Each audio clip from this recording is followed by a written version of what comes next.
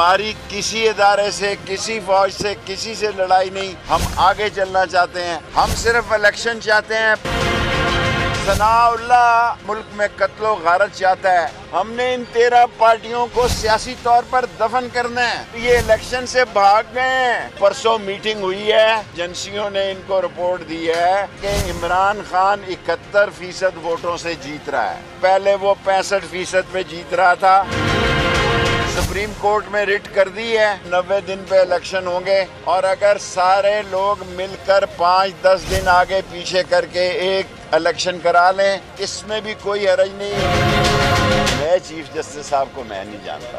یہ بات میں نے کی ہے. اس میں کوئی برائی کی ہے تو بتائیں. یہ چاہتے ہیں کہ 8 اکتوبر کو الیکشن ہو تاکہ نیا چیف جسٹس ہو، صدر علوی نہ ہو. نیا چیف جسٹس کیا پی ڈی ایم کو سپورٹ کرے گا؟ مجھے یہ نہیں پتا. اتنا سخت سوال کا جواب میں نہیں دیتا. میں شیخ ہوں.